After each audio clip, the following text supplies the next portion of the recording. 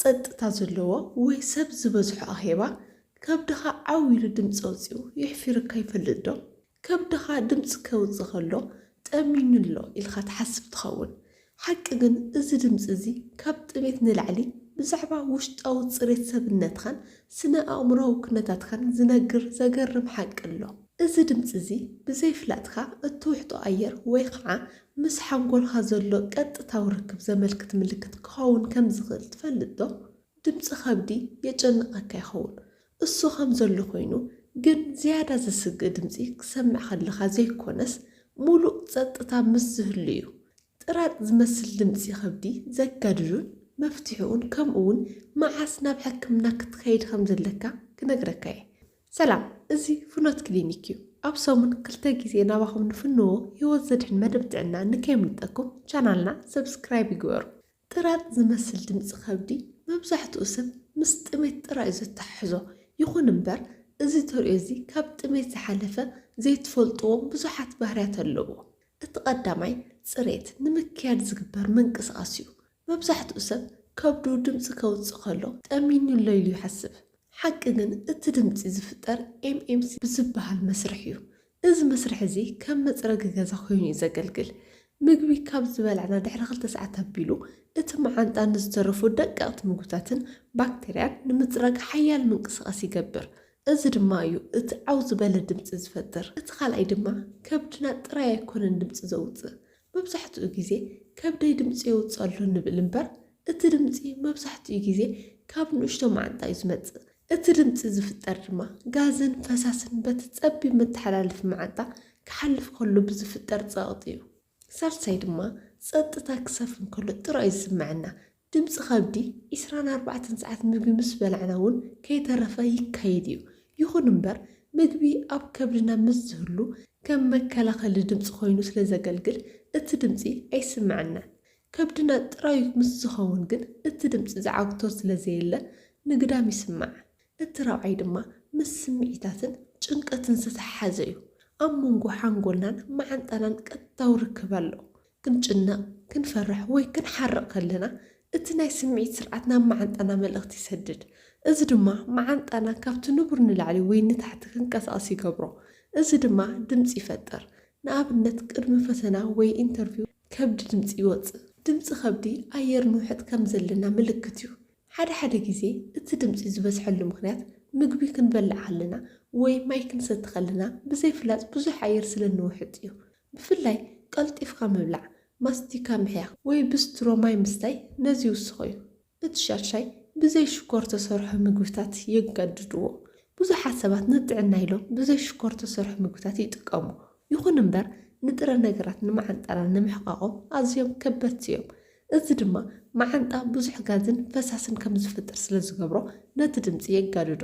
እቲ ሸውዓይ ኣቀማምጣ ሰብነትና ፅልዋ ኣለዎ። እቲ ድምፂ ዓዊሉ ዝስምዐሉ ምክንያት ሓደ ግዜ ምስ ኣቀማምጣና ይተሓሓዝ። ንኣብነት ብፀጋም ጎንኻ ምድቃስ ነቲ ኣብ ከብዲ ዘሎ ጋዝ ብቐሊሉ ንክሓልፍ ስለ ዝሕግዞ ድምፂ ክፈጠር ይኽእል እዩ።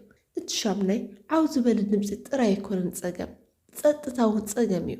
ብዙሕ ድምፂ ከብዲ የጨንቐና ይኸውን፣ ግን ዝያዳ ዘጨንቕ ሙሉእ ብሙሉእ ድምፂ ምስ ዝጠፍእ እዩ። ጥራጥ ዝመስል ከብዲ ድምፂ ወይ ማዓንጣ ንከጋድዱን ዝያዳ ዓው ከም ዝብሉ ዝገብሩ ብዙሓት ረቑሒታት ኣለዉ። እዞም ስዕቡ ነቲ ኩነታት ዘጋድዱ ነገራት ብዝርዝር ክነግረኩም። እቲ ቀዳማይ ዝውጠጥ ኣየር። መብዛሕትኡ ግዜ ብዘይፍላጥና ብዙሕ ኣየር ክንውሕጥ ከለና እቲ ኣየር ኣብ ማዓንጣና ምስ በፅሐ ዓው ዝበለ ድምፂ ይፈጥር። ነዚ ዘጋድዱ ድማ ቀልጢፍካ ምብላዕ፣ ምግቢ ከይሓየካ ብቁልጡፍ ክትውሕጥ ከለካ ምስቲ ምግቢ ብዙሕ ኣየር ትውሕጥ። እቲ ካልኣይ ምግብታት ሽኮርን ሰብ ሰራሕ መመቀሪታት ማዓንጣና ንገሊኦም ዓይነታት ሽኮር ንምሕቃቅ ይፅገም እዩ። እዞም ስዕቡ ድማ ድምፂ የጋድዱ። ፍሩክቶስ ኣብ ገሊኦም ፍሩታትን ለስላሳ መስተታትን ዝርከብ ሽኮር ኮይኑ ብዙሕ ምስ ዝውሰድ ማዓንጣ ድምፂ ከም ዝፍጠር ይገብር። እቲ ሳልሳይ ጋዝ ዝፈጥሩ ምግብታት። ገሊኦም ምግብታት ብባህሪኦም ኣብ ማዓንጣ ክበፅሑ ከለዉ ይፍለሑ። እዚ ድማ ድምፂ የጋድዱ። ጥራምረ፣ ዓተር፣ ሽምብራ ብዙሕ ፋይበር ስለ ዘለዎም ባክቴርያ ማዓንጣ ክሓቆም ከለዉ ብዙሕ ጋዝ ይፈጥሩ። ኣሕምልቲ፣ ካውሎ ከምኡውን ሽጉርቲ ነቲ ናይ ከብዲ ድምፂ የጋድድዎ። እቲ ራብዓይ ለስላሳ መስተታትን ኣልኮልን ካርቦን ስለ ዘለዎም ለስላሳ መስተታት ባዕሎም ጋዝ ስለ ዝኾኑ ናብ ከብዲ ምስ ኣተው እቲ ድምፂ ዓው ከም ዝብል ይገብሩ። ኣልኮል ንመስርሕ ምሕቃቅ ምግቢ የዝሕሎ ወይ የጋድዶ። እዚ ድማ መዓንጣ ዘይስሩዕ ምንቅስቃስ ከርእን ድምፂ ክፈጥርን ይገብሮ። እቲ ሓምሻይ ዘይስማዕምዑ ምግብታት ላክቶስ ፀባን ፍርያት ፀባን ክሓቁ ዘይኽእሉ ሰባት ፀባ ምስ ዝሰትዩ መዓንጦም ሓያል ምንቅስቃስ ድምፂ የርኢ። ንገሊኦም ሰባት ኣብ ስርናይ ዝርከብ ጉልተን ምስ ከብዶም ስለ ዘይስማዕማዕ ድምፂ የጋድደሎም። እቲ ሻቻይ ስነ ኣእምሮዊ ወጥሪ ሓንጎልናን መዓንጣናን ብቐጥታ ዝተኣሳሰሩ እዮም። ክንጭነቕ ከለና ሰብነትና ፋይት ኦር ፍላይት ዝበሃል ስምዒት ይፈጥር። እዚ ድማ ንምንቅስቃስ መዓንጣና ይገድዶ። ኣብ መዓንጣና ዘሎ ጸቕጥ ስለ ዝውስኽ እቲ ድምፂ ዓዊሉ ከም ዝስማዕ ይገብር። እቲ ሸውዓይ ምብዛሕ ምግቢ ሓንቲ ግዜ ብዙሕ ምግቢ ካብ ምብላዕ ንመዓንጣና ዓብዪ ፀር ፈጥረሉ እዩ። መዓንጣ ነዚ ብዙሕ ምግቢ ንምሕቃቕን ንምስጓምን ሓያል ጸቕጢ ክጥቀም ስለ ዘለዎ ድምፂ ብዝያዳ ይውስኽ። እቲ ሻምናይ ጥራይ ከብዲ ብኣንጻሩ ድማ ከብድና ንነዊሕ ሰዓታት ጥርሑ ምስ ዝኸውን እቲ ጠቕስናዮ ኤምኤምሲ ዝበሃል ናይ ምፅራግ ስራሕ ይጅምር። እዚ ምንቅስቃስ እዚ ጥራዩ ኣብ ዝኾነ መዓንጣና ስለ ዝካየድ እቲ ድምፂ ዝዓግቶ ስለ ዘየለ ኣዝዩ ዓዊሉ ይስማዕ። ድምፂ ከብዲ ንምክልኻልን ንምቕናስን ዝሕግዙ መፍትሒታት ኣብ 3 ቀንዲ ክፍልታት ክንመቕሎም ንኽእል። ቅልጡፍ ስጉምትታት፣ ናይ ምግቢ ለውጢ ከምኡውን ናይ ኣነባብራ ለውጢ። እቲ ቀዳማይ ስነ ስርዓት ምምጋብ መብዛሕትኡ ግዜ እቲ ድምፂ ዝመፀሉ ምክንያት ብኸመይ ንበልዕ ምስ ዘሎ ልምድና ዝተተሓሓዘ እዩ። ምግቢ ቀሲልካ ምሕያኽ ምግቢ ኣብ ኣፍካ ብዝግባእ ክሕየክ ከሎ ምስኡ ዝኣቱ ኣየር ይውሕድ። እዚ ድማ መዓንጣ ነቲ ምግቢ ንምሕቃቕ ዝጥቀመሉ ጸቕጢ ስለ ዝቕንሶ ድምፂ ይቕንስ።